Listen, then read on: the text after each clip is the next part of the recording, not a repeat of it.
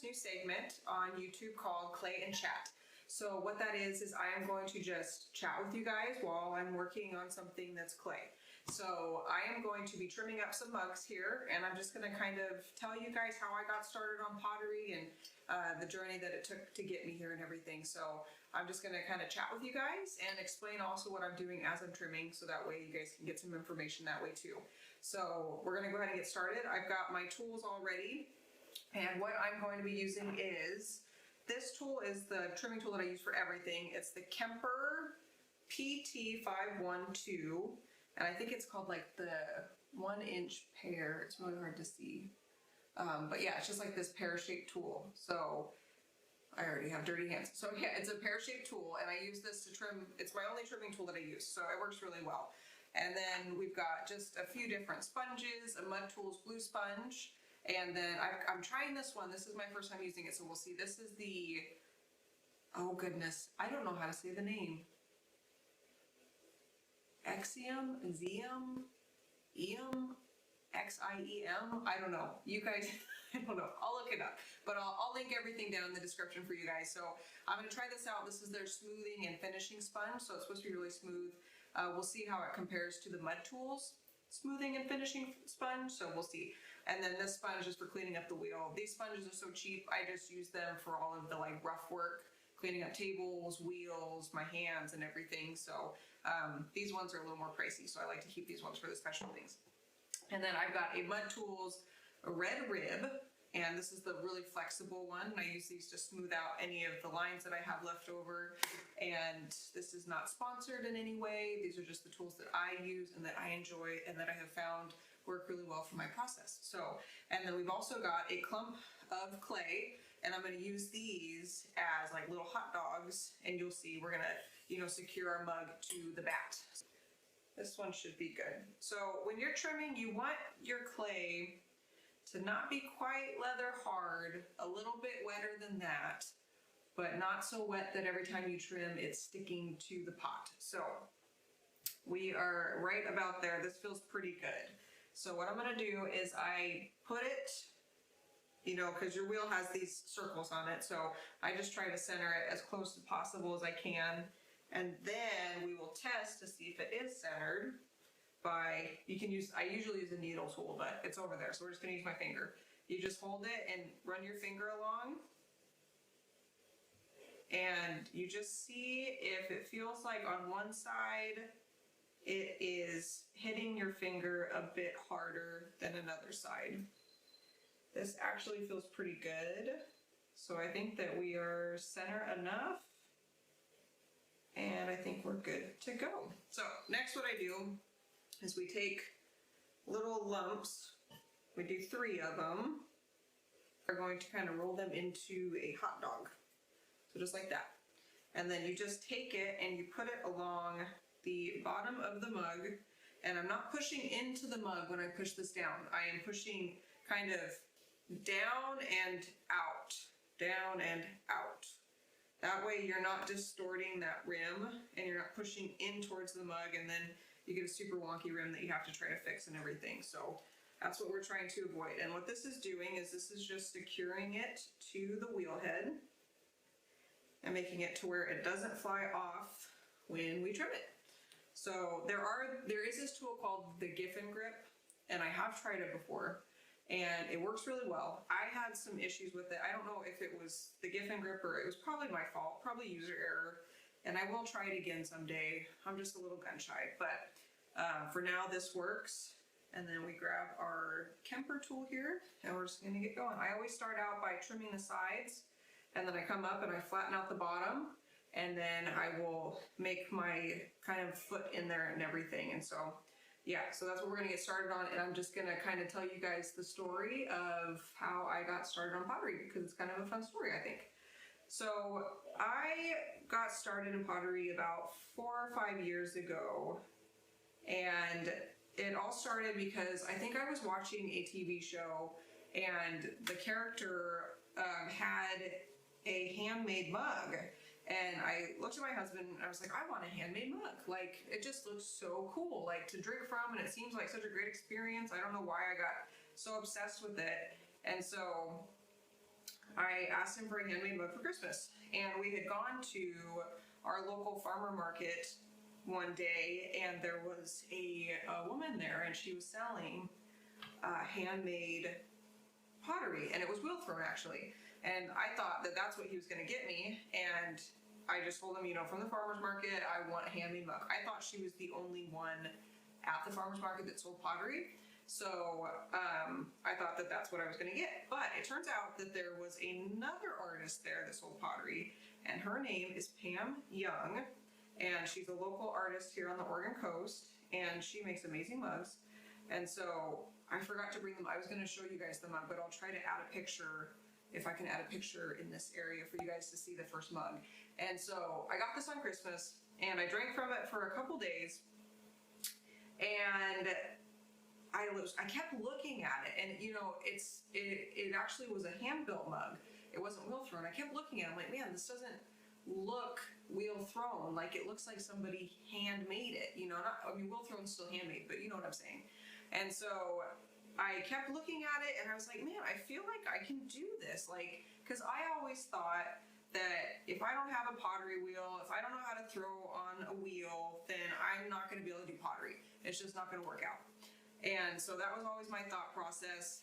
And obviously at the time, my husband and I, we'd been married for a few years now, and we had 2 kids, and we were living in just a small 2-bedroom apartment, really small.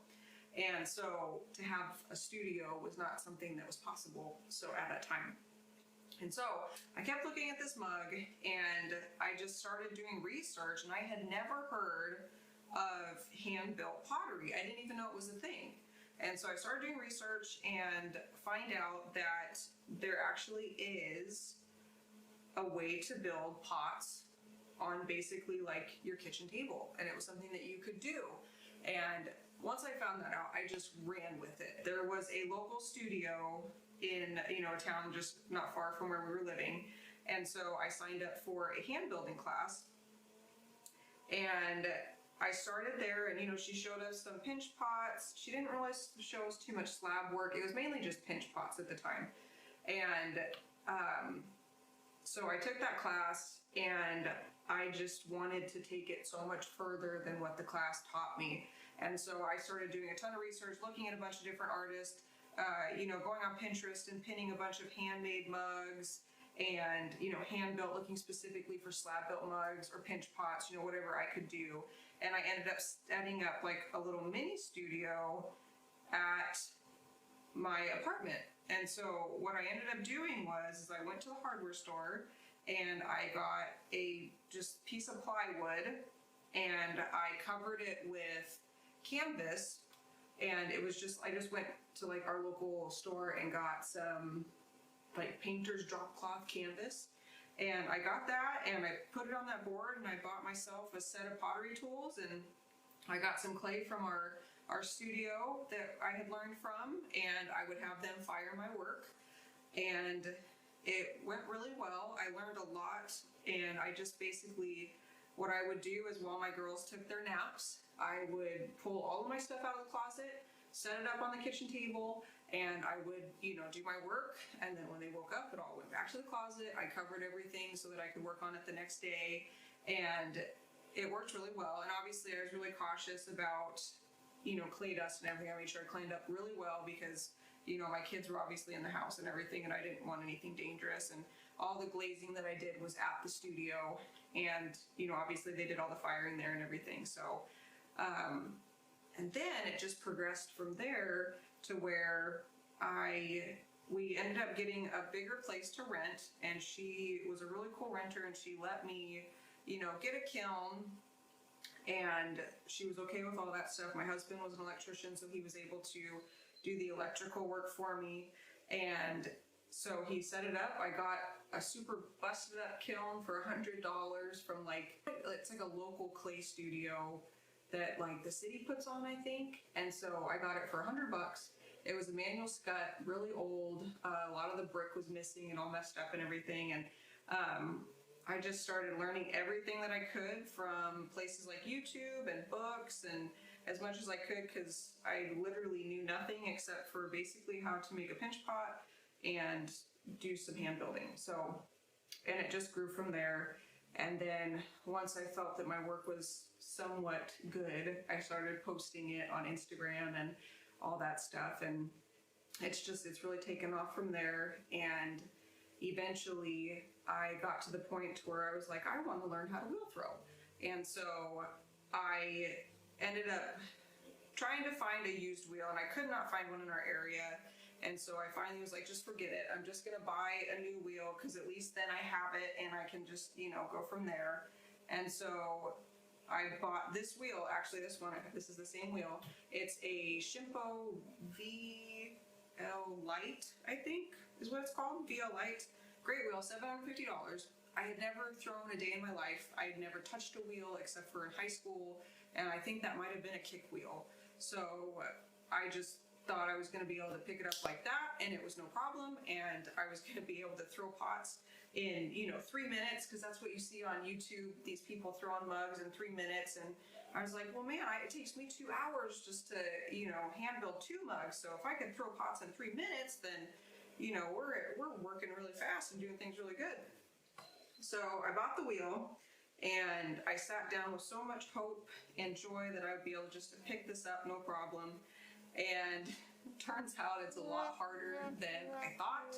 So I ended up wanting to quit 100 times, but I had just spent $750 on this wheel, and there's no way I was sending it back at this point. So I just powered through, and I finally figured out how to center, and I finally figured out how to pull my walls, and I made some really heavy pots, and they were beautiful and wonky and just great. And so I just kept going with it, and I just kept learning, and I kept challenging myself, and I never gave up. And there would be days, my goodness, where I literally called myself the seconds potter at one point. And a seconds potter, if you don't know, it's not that that's a thing. A seconds is a pot that's not perfect, that's got some faults in it and everything. And that's kind of everything I produce. Like, I tried a new clay, and it did nothing but blister, and I couldn't figure out how to fix it. And so that's all I was producing at that time was seconds pots. And, you know, we learned a lot, and it was really good. I'm really glad that I did it the way that I did. Could it have been easier if I would have just taken a class at the local studio that I took the hand building class at? Yeah, probably. But did I? No. I just decided to learn on my own. And so that's part of the reason that I actually am doing these YouTube videos, is because, you know, when I first started, it's amazing how generous people are with their knowledge and their skill, and, you know, something that's taken them years to learn, they're willing to just put out there for everybody else to learn as well. And so I wanted to start doing that, and just, you know, I've learned some things that, you know, over the past 4 or 5 years that I thought maybe would benefit somebody else. So I wanted to, you know, be that person as well that can, you know, share the knowledge that I've learned and to be able to help people. So hopefully that's what this channel accomplishes and everything. So that is my goal with all of that. So that is the story of how I started pottery. I really love pottery because stuff that I can paint on here and it can be used instead of, you know, just being on a wall, which there's nothing wrong with something just being on a wall. I like the idea of my stuff being used, like a mug every single day. Go to get your coffee and you're picking up your favorite mug, and so it really drew me. So yeah, that is my story, and I think we're almost done with this mug. Just smoothing it out. I'm not sure about this sponge. It's kind of really, it's like really firm. I don't know. It'll take some getting used to, I think. We'll keep trying it. But yeah, we've got a good mug. I'm gonna just compress my foot a little bit here, make sure that we don't get any X cracks. It kind of helps with that. And just continue to clean it up until it is good. And I'll pop it off the wheel and show you guys what we got going on. So to pop it off, all you do is just peel back your little clay bits, and I'm going to use these guys on the rest of these mugs here. And so there is the bottom, and it's all trimmed up and ready to go. It feels really good. That's one thing that when you're trimming, you want to pick it up and you want it to feel good. You don't want to pick something up and it feels like it's full of water. Now these are still wet, so they're only going to get lighter as they dry and bisque and glaze and everything. So, but one thing my instructor told me was when you look at something and you go to pick it up, you don't want it to feel like it's full of water.